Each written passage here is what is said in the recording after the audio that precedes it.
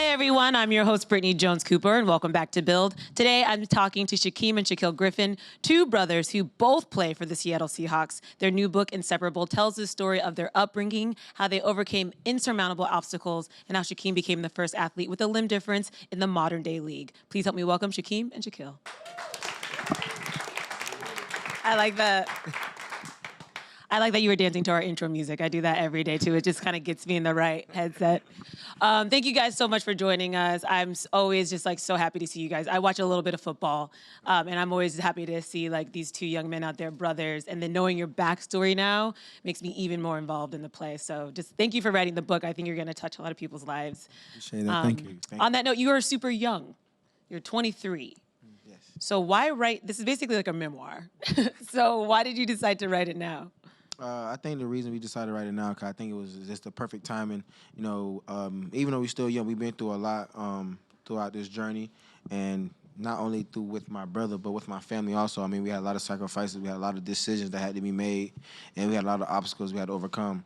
And I felt like the moment that I got to the NFL was a defining moment of, life sacrifices that my brother and my family made for me to be able to be on that platform. And we talked about writing a book when we was in middle school. We didn't know how it was going to play out. It's just kids talking at the moment. But then when we got to college, it was like, this is possible. And I guess getting to the league is like, wow, we actually have a chance to actually do everything we actually talked about. You know, we made a pack and we made a lot of goals to accomplish. And I think we're doing a pretty good job of doing that. It does seem like you guys have lived several lives in your up until this point. Because when I realized your age, I was like, oh my gosh, reading this book, I was like, you guys have done so much, and that focus has been there from the beginning, and that's because of your father. He seems like a really impressive guy. So what did it feel like to get to share the impact he had on your guys' life and your athletic careers specifically? It felt good. We used to grow up, and the only thing he just keep telling us was, one day you're going to thank me, and you're going to see everything that I taught you is going to finally come to play once you're older and you kind of understand everything that you've been through. And to kind of talk about it now in the book, I feel like he's kind of in the background saying, "Now I told you so." Right. It's just a "told you so" moment. So, but no, it's awesome because of everything that he sacrificed and done for us. If kids had more fathers and mothers like that, we'll be doing so many great things in this world. Period. And I feel like that's the best part. And now we get a chance to kind of express and kind of see and give everybody a background of how it happened and what we went through and what he sacrificed and did for us. They kind of just see the upbringing. So it's kind of awesome to kind of, express at this point. Yeah. Because there's obviously the physical component with him, you guys in the backyard boxing and running and doing drills and push-ups and sit-ups and the whole thing. That's real serious work right there. It was definitely tough. Yeah. A lot of cuts and injuries and Bruises, long nights, early mornings. Getting yelled at. Yeah. Okay, that's enough. Yeah. Getting emotional. This is now therapy. But there was the physical ways that he pushed you guys, but it seemed like the mental strength that he instilled in both of you is what got you to where you are. Especially for you, after you had your amputation, you were so young, and you got back into sports right away because of your dad and your mom. Yeah, I actually got in trouble because I actually, right after my surgery, my mom was telling me, don't go outside and play with your brothers and get the bandage dirty. And I came back the next day with a dirty bandage because I was outside playing with my brother. So, I got in trouble right away, but I was just so happy to get out there and do things that I wanted to do and not worry about the pain of it. I mean, even after surgery, I felt better and I had to worry about anything. So, of course, I was going to attack each and every day now that I had the opportunity to. And my dad was tough, and it was a good thing because it made my mental so much stronger, and he didn't allow me to make excuses for myself. So I guess it made it a competitor I am today, and I was always trying to beat my brother in everything, no matter what it was. If it's walking to school, if it's see who can eat the most, it made me a very big competitor. But, my dad and my mom instilled that into me. Yeah. What was that like for you, though, that get to play and support your brother through every stage of your football career? It was good. I feel like that's the best part about it, having someone there, 24/7, even when he did get annoying. But it's cool, we definitely enjoyed every part of it. And, no one never would have thought, that 1% chance of us making it to the league on the same team. And man, it's like a Cinderella story at this point. And we still living this dream that you never want to wake up from. So I feel like that's the best part about it. But just starting from the beginning, and we made a pact that we was gonna stick with each other no matter what. And this pact is still going on now today. So it's amazing. But that pact was tested. I think especially in college, it sounds like it was profoundly difficult for you guys to stick to that pact and to be in that same place together because you guys ended up having very different experiences. So can you take me through playing at UCF for you, what that was like and what you learned from that experience? Oh yeah, I can do that. My playing experience, it didn't start right away. I was more of just more of a scout team player. I used to support my brother most of the time, and the first 3 years of college, I didn't really play, and I think that was probably one of the lowest parts for me throughout the entire process, throughout the journey of just trying to get here. It's kind of tough when you're so used to playing ball, you're so used to being right beside your brother, and knowing that you got his support no matter what, and he got his back. And the first 3 years, I didn't feel that sense of comfort like how we used to, and make sure that when he on the field, I'm right there next to him. And I just remember one point in college where I was sent home, and at that moment, the coach was trying to see if my brother can do well without me, and see if he can progress without me. And I think that was probably one of the hardest parts for me. That was the first time we actually really, separated. I was working 2 jobs and working 6 days a week, just trying to make something happen, just praying for the best, hoping that I get back into college. And my brother, being the guy that he is, he made another sacrifice to make sure that, I got back to college. And I'm going to let him tell that story because he tell it way better than me. So I'll finish it up. But so during that time when they sent him home, they told him he wasn't allowed to visit. So he came, one weekend, because it's my twin brother. After a while, you want to see him. And he came back to school to come visit, hang out a little bit. And I guess it was a picture that we took that was sent to the coach, seeing that he was on campus with, me and one of my friends. And so he called us into the office, and he told me, I told you one time if I seen your brother on campus, I will, call the police and let him know he's trespassing, and I would take his scholarship away. It's the reason why he's not here because, one, he's not ready to play football, and we don't think he's good enough. So it went from that to me getting really emotional after this point. So and I was telling him, what I told my coach was, at this point, if it's one person that believe in him, it will be me. And I know you guys never did, and I finally understand that now. So if you take this scholarship, I'm giving mine away. And it wasn't, me trying to scare the coach as if he needed me to play. It was just the bond that we had was bigger than a scholarship at UCF. And like I said before, if you take his scholarship, you can have mine because we're going to play together. So at that moment, I officially quit the UCF team, and I walked out. And the next day, they brought me back in to offer my scholarship back, and they told me they'll bring my brother back the next day. So for me making that sacrifice to give up everything I had at UCF brought him back to campus and got him back to school.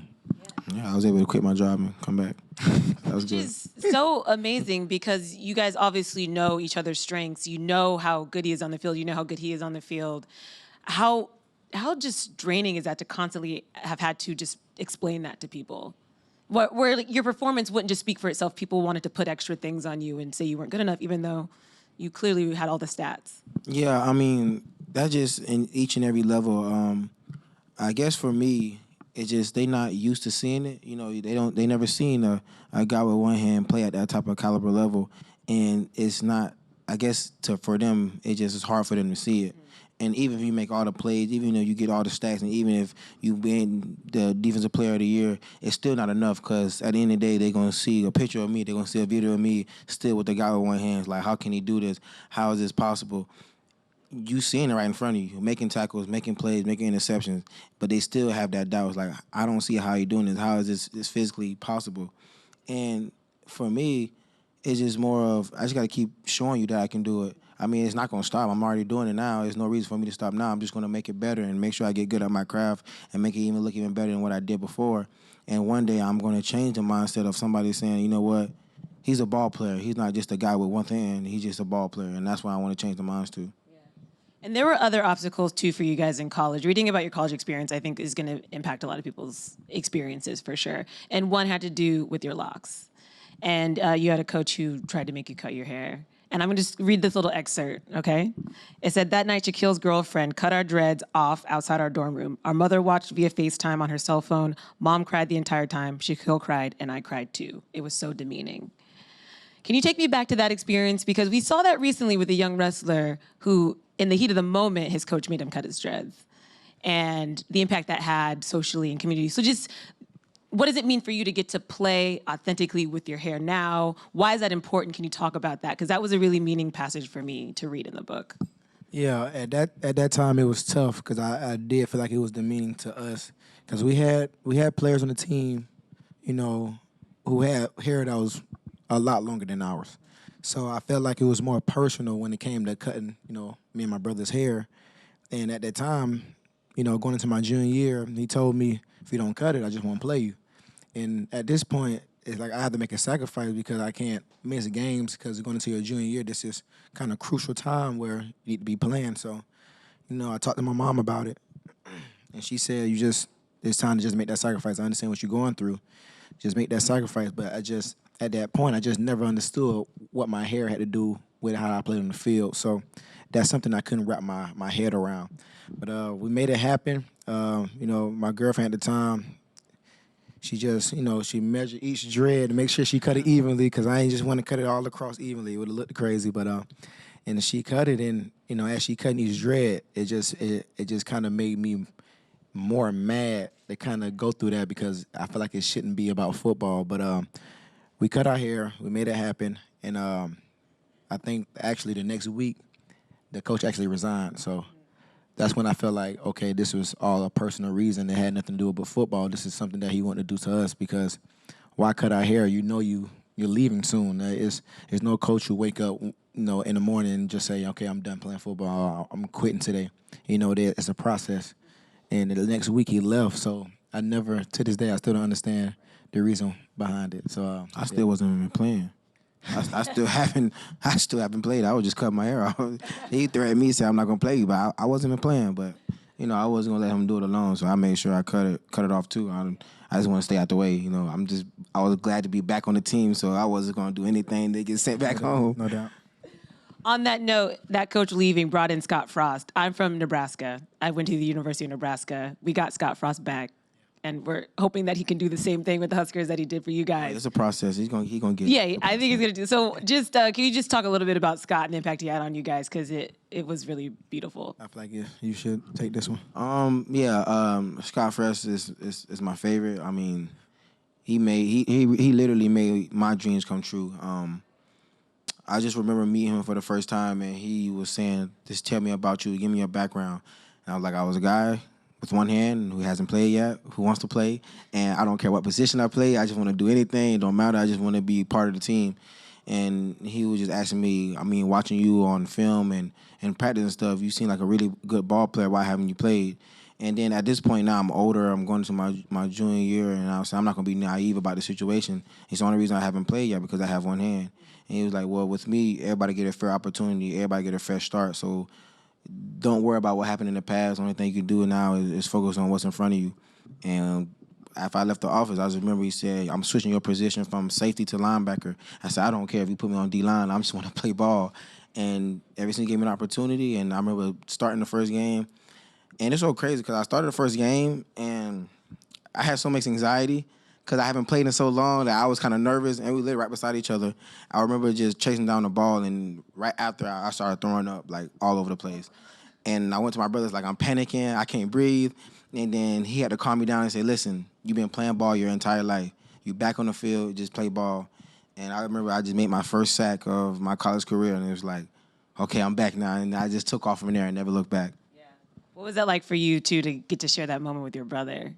It was amazing. Besides the throwing up part, that kind of got me. But besides that, just seeing him make his first official play, and it was a huge play. That's kind of when I knew this is how it should be. It should have been like this from the beginning. But just to see the energy he brought, the smile on his face, I felt like I really had my brother back. That was the first official day. You know, I finally figured out that I had my brother back beside me, and And as soon as he made that play, it was time for me to make one because I couldn't go down like that. So as soon as he made that sack, I ended up getting an interception. So that's when the best part about it, once he make plays, I make plays, and we all make plays together. So it was an amazing moment, and that's something I'll never forget for the rest of my life. Your connection, your bond is something that is just truly a twin thing. Is so special because it does seem like you guys were on the same path, but in so many different times in your life, you guys were forced into different scenarios. And one of those was when you made the jump to go to the NFL. So you went first because you had redshirted your freshman year. You made that leap first, and you sort of carved out the path and tried to pass on that information to him so that the next year he could do the same thing. So why was that important for you to like kind of feel out the lay of the land and communicate that back to your brother? I feel like it was important because, one, me being the overprotective brother, I feel like I should go through the situation first, so to make it easier on him. And trust me, during that time, that was the most terrifying time of my life because you think about it, you go through your whole life, going through things and situations with someone every step of the way. And this is my first time going off myself and taking a journey and taking every step alone. So it was definitely different for me at this moment. So it was terrifying, but I feel like the only thing that really got me through it was understanding that I could learn and grasp everything now to help him. So when it's time for him to go, it'll make it easier on him. So that's me going into that overprotective stage that I always been, that older brother that I always been to him.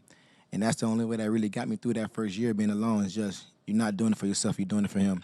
So every time I kept that in the back of my mind, it helped me push through, each day, being from Florida and flying all the way up to, Washington. That's the furthest you can go, So, that helped me push through. And when his time came, I had all the information just ready to pass off. So I'm glad that it happened just the way it's supposed to. It was perfect. So, when his process came, it was a breeze. But even with all the knowledge, all the training, all the focus, I mean, you moving into the training facility and focusing and being that dedicated, your draft experience was still a little shaky for you. Oh, definitely, because you go through this process, you go through all the obstacles and adversity to get to where you want to go, and you feel like you put yourself on this platform to, get everything you feel like you deserve. And obviously, when it comes to being drafted, obviously when it comes to being on the team, it never actually goes your way. You never know what's going to happen. You never know if you're even going to get drafted or not. And throughout that process, like we said earlier, you get all the stacks and you get all the accolades, and you one of the top guys in the country, and then you do everything the right way, and then you don't even get invited to the combine, and then when you get that invite the last day, and then you go to the combine and you break records and you set standards that's going to be hard to beat for years to come, and you feel like you did everything right. They say check off every single box, and you check off every box, and you feel like, you know what, I'm going to go this high in the draft, or I'm going to go this high in the draft. And, even when you're talking to the commissioner and you feeling like my time might be coming, then as you fall back, you think like, will I ever get drafted? Will I even get a shot? Because at the end of the day, you have all your accolades, but they still see that guy with one hand. So it's now, should we even take a chance on him? So yeah, it was definitely nerve-wracking. It was hard for me, and I had a moment where I just broke down because it's feel like I put my heart into it. I put everything I had. When people say go 100, I always did 120 because I had to. I always had to do extra. I always had to do more because I know how they would look at me. So it was tough to kind of let that all sink in. And when all the emotions going through that job process, it was hard to hold it in. Like, and I always felt like I was a strong person, and I always had a problem with showing vulnerability. I always wanted to be that strong guy and say, you know what, I can handle this. But at that moment, it all came out. It was tough for me. But you never know how much family can help you in situations like that, because even when I feel scared to be vulnerable, I let everything show. And my mom, my dad, my brothers, my sister, my niece, my nephew, everybody just, they hug, they rally around me, and they brought me back up to good spirits again. It was like I was back at it. Another person who it seems like really supported you from the beginning, both of you, is Pete Carroll, who some say is, one of the best coaches in the history of the sport. I think few people could argue with that. So what has it been like for you guys to work with a man who just has a vision and can see you as individual players and help pull out that strength in you? I feel like it was truly a blessing that kind of fall in that situation. I feel like it was meant to be because the coach that Pete Carroll is a person who let people shine for who they are and show their personality and doesn't have to be someone they're not. And that's how Pete Carroll bring in his guys. That's how he recruit guys when it's about, when it comes to draft day. He just want guys to be themselves, and that's something that me and my brother always want to do, just to be us. We always had coaches who want to change us or get, rid of us for certain reasons or do things that had nothing to do with football. And we finally got to Pete Carroll. It was the total opposite. So it was just another start, one for me and I know for him, just to show our personality again. And one, to show that the love they have for us, to bring us back together. After being a year apart, it was awesome because he took a chance. So that means he's seen something, in me and in my brother that most coaches didn't. He took that chance, and I'm glad he did. So I always give, respect, and I show so much love to him and John Snyder and the whole organization because they took a leap of faith, and took a chance with us. And, now we're not looking back, and we owe them so much, and we're going to give them everything we got, every time we get a chance to play. And training camp is coming up pretty soon here. You guys scheduled this book tour at the perfect time, looks like. So I'll start with you as a cornerback. How is your approach different now going into this preseason, and how have you changed maybe since last year? This year is just more of a maturity level for me. So I feel like last year I had my mindset on the wrong things as in how many interceptions or how many tackles. I was worried about the individual stats instead of worrying about what can I do to help this team win. Making them sacrifices to make sure this play goes the way it needs so we can win this game. And so going into this year, I'm going to be a way better teammate and not just focus on individual stats, but just making the right plays and the right decisions and making sure I do whatever it takes, no matter what it is, to help this team win ball games so we can get to the spot that we want to be at, and that's the Super Bowl. So I feel like that's the type of mindset I need to bring into this, this season, because if I can do that, the stats and the accolades will come with it. So just thinking about the right thing, and that's thinking about the team at all times. And then Shaquem, as a linebacker, I know the linebacker bench is pretty deep. There's a lot of competition there. So how does that change your approach? Will your role shift on the team at all? What are you looking forward to in this season?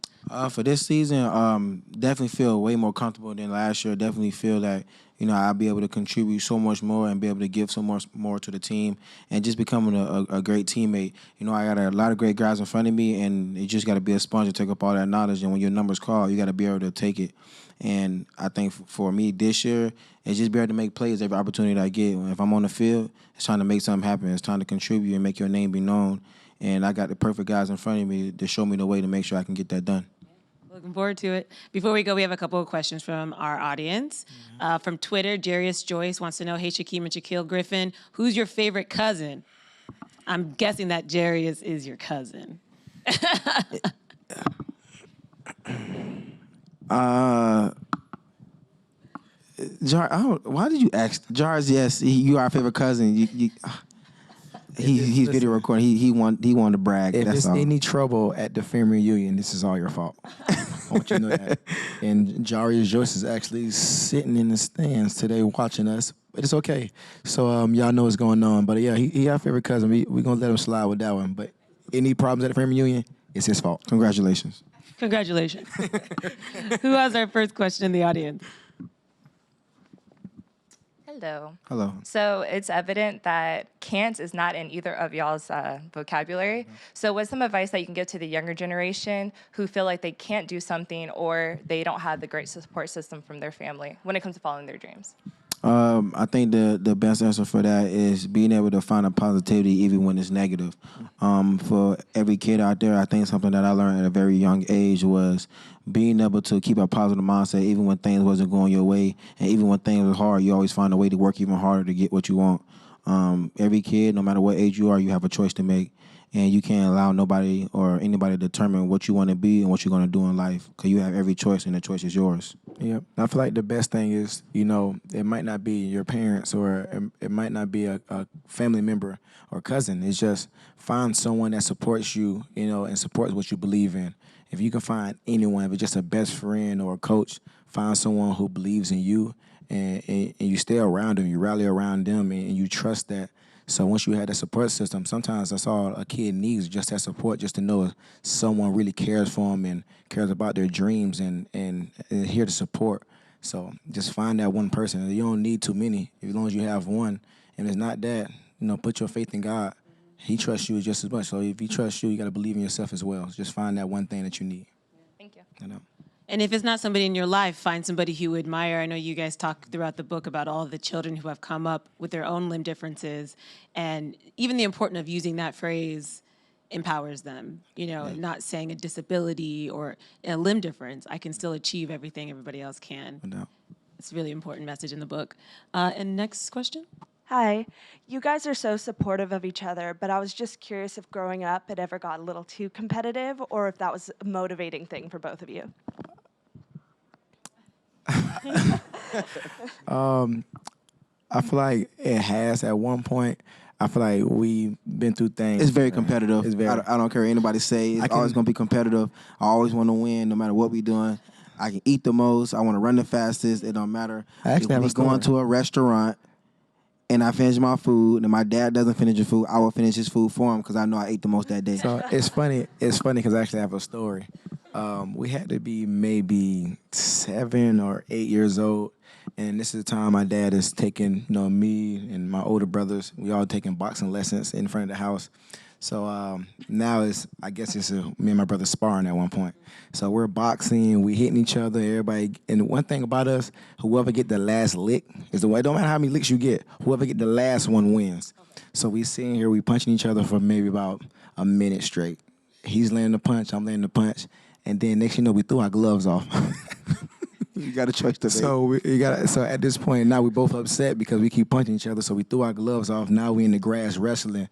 So my dad took us apart, and this is the competitive side of us. My dad made us hug for 10 minutes straight. So it calmed us down. So it had got to a point where us competing went a little too far. But my dad definitely know how to calm it down because that 10-minute hug section would definitely take it out you. But that competition is, I think, one of the reasons you guys have been able to reach the success you have. I think the stat in the book was, 1.6% of college players make it to the NFL. I'm sure none of them are twin brothers, and especially one with a limb difference. So you guys are truly an amazing story. Thank you for sharing it in this book. Guys, Inseparable is available today wherever books are sold. Please put your hands together for Shaquem and Shaquill.